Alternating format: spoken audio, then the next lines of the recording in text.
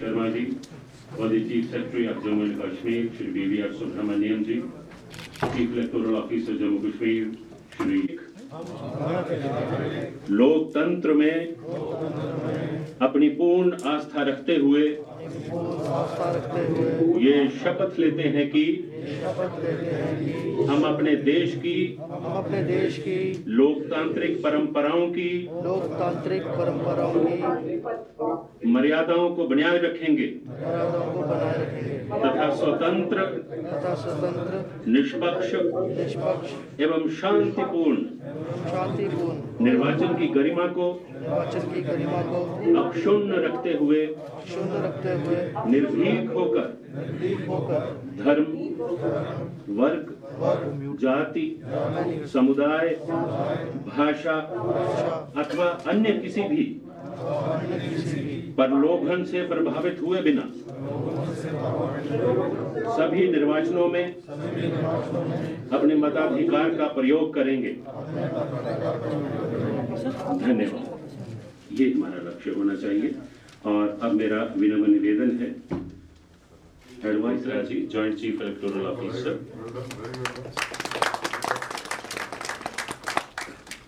इनके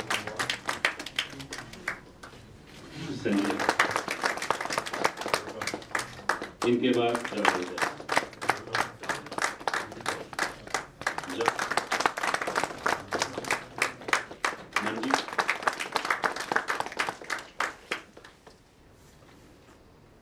आज निर्वाचन आयोग के स्थापना दिवस पर मैं आप सबको हृदय से शुभकामनाएं भी देता हूं और बधाई भी देता हूं। कल हम 72वां गणतंत्र दिवस मनाने जा रहे हैं। उसके ठीक एक दिन पहले जो लोकतंत्र की मूल ताकत है, मतदाता के सम्मान के लिए ये कार्यक्रम आयोजित किया गया है और इसमें उपस्थित होना मेरे लिए सम्मान और खुशी दोनों की बात है। मेरे पूर्व फारूक खान साहब ने भी बताया, हृदय जी ने भी बताया कि अभी हाल ही में डीडीसी के चुनाव जम्मू कश्मीर संघराज्य क्षेत्र में संपन्न हुए। मुझे लगता है कि एक बूंद रक्त की जमीन पर नहीं गिरी है और शायद लंबे समय बाद जम्मू कश्मीर के इतिहास में हिंसा मुक्त, निष्पक्ष और स्वतंत्र चुनाव कराने में हम सब सफल रहे हैं। इसके लिए मैं मुख्य यहाँ के राज्य चुनाव आयुक्त को, यहाँ के पूरे प्रशासन को, चुनाव से जुड़े हुए सभी साथियों को हृदय से बधाई देता हूँ। लेकिन उससे ज्यादा यहाँ के सामान्य मतदाताओं का मैं अभिनंदन करना चाहता हूँ जिन्होंने लोकतंत्र में अपनी गहरी आस्था व्यक्त की। सभी राजनीतिक दलों के प्रति भी मैं आभार व्यक्त करना चाहता हूँ। मीडिया के लोगों को भी मैं हृदय से साधुवाद देना चाहता हूँ कि इस काम को अंजाम देने में आप सबका भी भारी सहयोग रहा। ये बेईमानी होगी अगर पुलिस और सुरक्षा बलों के जवानों के काम की अगर मैं पूरी प्रशंसा न करूं। इस कड़कती हुई ठंड में मुझे लगता है कि 105 वर्ष का बुजुर्ग आदमी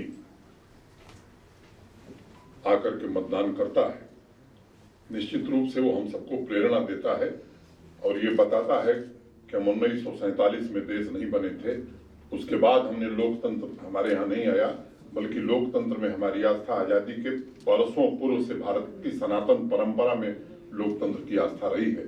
इसके कारण यहाँ के लोगों ने बढ़ चढ़ के मतदान किया है। और एक बात मैं आज जरूर कहना चाहता हूँ, जो डीडीसी के चुने हुए प्रतिनिधि हैं, आने वाले दिनों में अध्यक्ष का निर्वाचन होगा, उनके चेयरमैन का, हम उनको भरोसा देना चाहते हैं कि हमारे प्रशासन की मनसा एकदम स्पष्ट है। जिस तरह से 73वें और 74वें संविधान संशोधन में अधिकांश अधिकार हमने पंचायतों को और अर्बन लोकल बॉडीज को दिए हैं, वैसे भी विकास के काम को चुने हुए प्रतिनिधियों के माध्यम से दूर दराज इलाकों तक पहुंचाया जाए। इसके लिए भी हम पर्याप्त प्रबंध और संसाधन का उपाय करेंगे। जमीनी स्तर पर लोकतंत्र की कल्पना मुझे लगता है कि हमारे संविधान निर्माताओं ने की थी ताकि समावेशी विकास किसी भी क्षेत्र का, किसी भी राज्य का हो सके और उसे असली जामा पहनाया जा सके, और ये काम हमारे चुने हुए प्रतिनिधि करेंगे। मैं हृदय से उन प्रतिनिधियों का भी अभिनंदन करना चाहता हूं। आज खासियत है कि वोटर्स माने मतदाता, चुने हुए प्रतिनिधि और जम्मू कश्मीर प्रशासन के सभी लोग मिलजुल करके एक साथ शपथ लिए हैं और एक साथ इस पर्व को मना रहे हैं। और मुझे लगता है कि कर्तव्यों की याद दिलाते हुए हमने ये बात कही है कि हर वोट जरूरी है लोकतंत्र में। हर वोट का उतना ही महत्व है, चाहे वो एलजी का हो, चाहे चीफ सेक्रेटरी का हो, या एक सामान्य मतदाता का हो। मुझे लगता है कि यही भारत के लोकतंत्र की असली ताकत है कि राजा हो या रंक हो, सबको एक ही वोट का अधिकार है। और इस चुनाव की विशिष्ट प्रक्रिया के कारण पूरे दुनिया में मैं समझता हूं कि भारत के लोकतंत्र की गूंज आज सुनाई पड़ रही है। पिछले चुनावों के अद्भुत दृश्य आप सबने अखबारों में देखे हैं, अनेक लोगों ने वीडियो शेयर किया। कोरोना महामारी के बावजूद भी पूरी मुस्तैदी से व्यवस्थाएं कराने में हमारे जिन सहयोगियों ने मदद की है, उनका फिर से एक बार मैं आभार व्यक्त करना चाहता हूं। एक रोचक किस्सा मैं जरूर आपसे साझा करना चाहता हूं। बाबा साहब चाहते थे कि अनुच्छेद 289 जिसके तहत निर्वाचन आयोग को ठोस अधिकार दिए जाने थे, उसके विभिन्न पहलुओं पर चर्चा हो जाए और उसके बाद वह बोले। लेकिन पंडित हृदयनाथ कुंजरू के बार बार आग्रह करने पर उन्होंने जो बात कही, वहां उसको उद्धृत करना मैं समझता हूं कि आवश्यक है। मताधिकार ही जनतंत्र का आधार स्तंभ है, और अगर किसी को भी इस अधिकार से वंचित रखा गया तो वह लोकतंत्र की मूल भावना पर आघात होगा। मुझे लगता है कि निर्वाचन से जुड़े हुए, चाहे वो मुख्य निर्वाचन आयुक्त हों या काम करने वाले हमारे सहयोगी, सबको इस भावना को समझने की जरूरत है। और यही वह भावना है जो भारत के लोकतंत्र को पूरे दुनिया में एक अलग पहचान दिलाती है।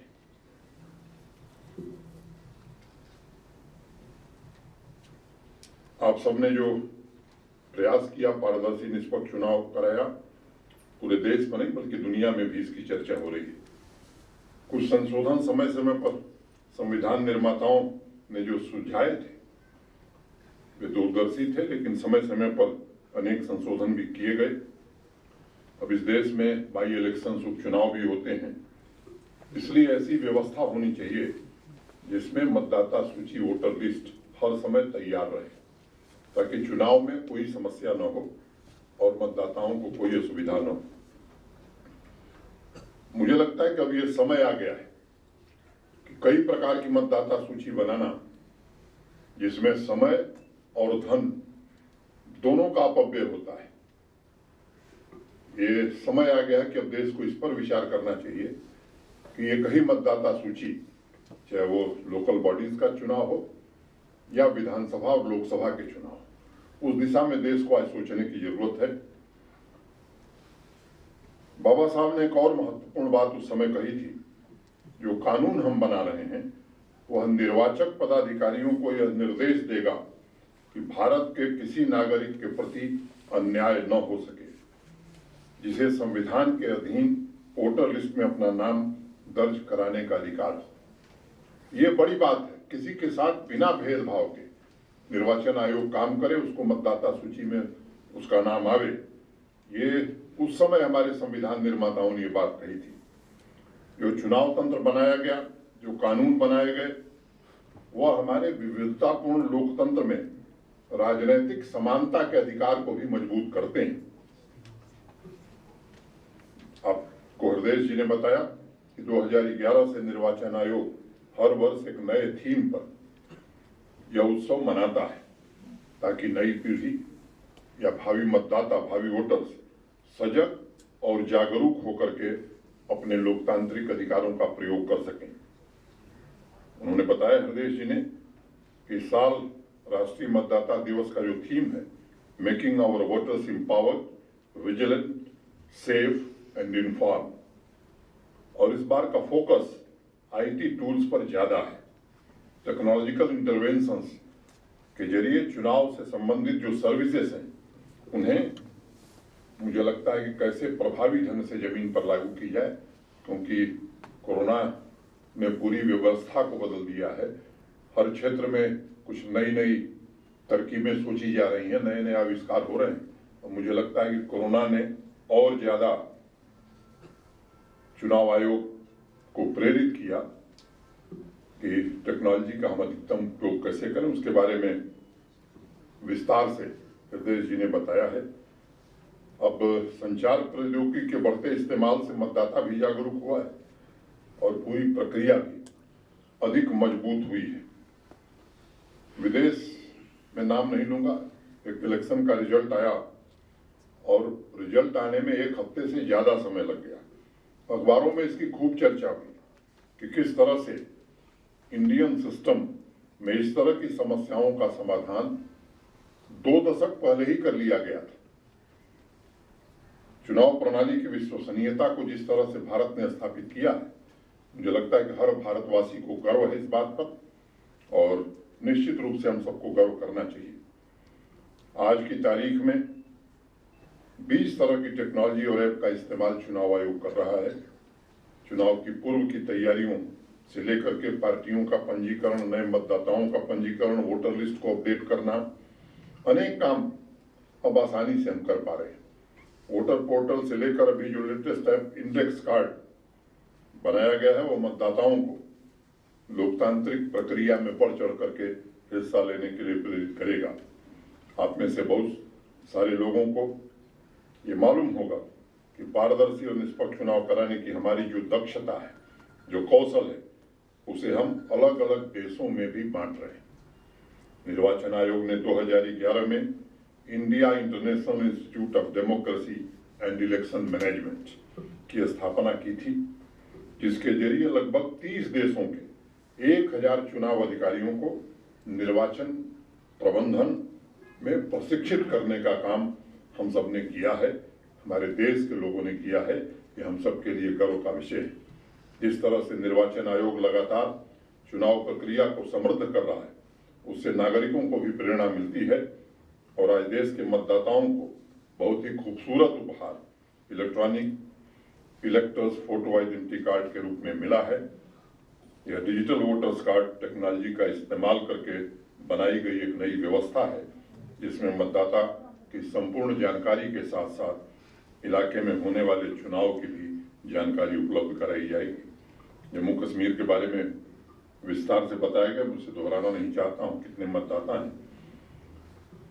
हृदय जी ने पूरी विस्तृत चर्चा आपसे की है, लेकिन मतदाताओं की संख्या बोलने में, जब हृदय बोल रहे थे तो बहुत लोगों को लगा होगा कि बोल दिया, लेकिन इतने लोगों के लिए व्यवस्था करना, मैं समझता हूं कि अगर उसकी हम कल्पना करते हैं तब समझ में आता है कि काम कितना टीडियस है, कितना कठिन काम है, और इस कठिन काम को इन लोगों ने अंजाम दिया है। और विशेष रूप से इस चुनाव में भौगोलिक कठिनाइयां, यहाँ की प्रतिकूल मौसम, और उसमें भी मतदान केंद्रों की व्यवस्था करना, कोरोना की सावधानी को बरतना, इन सब चुनौतियों में मैं आभारी हूं स्टेट इलेक्शन कमीशन और चुनाव से जुड़े हुए सभी लोगों का, जिन्होंने इसको अंजाम दिया। मैं जिसका जिक्र कर रहा था, अब्दुल गफार वानी साहब, उनकी फोटो 105 साल के छपी थी, लाठी लेकर के मतदान केंद्र तक आए थे। मैं समझता हूं कि ऐसे ही लोग हमारे लिए प्रेरणा स्रोत हैं, और लोकतंत्र के इस महायज्ञ में इन लोगों के कारण ही मुझे लगता है कि भारत के लोकतंत्र को मजबूती मिली है। ऐसी अनेक कहानियां हैं जिनका बयां करना मुझे लगता है कि समय नहीं है।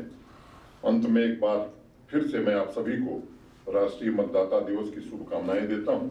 सभी अधिकारियों को निर्वाचन प्रक्रिया में उनके अमूल्य योगदान के लिए बधाई देता हूं। जिन साथियों को यहाँ पुरस्कृत किया गया है उनका भी मैं हृदय से अभिनंदन करता हूं। लेकिन अब पुरस्कारों की संख्या सीमित होती है, हो सकता है और भी लोग डिजर्विंग हों, लेकिन संख्या सीमित है, इसलिए सीमित लोगों को ही दिया जा सकता है। लेकिन इसका यह मतलब नहीं है कि बाकी के लोगों ने काम नहीं किया है।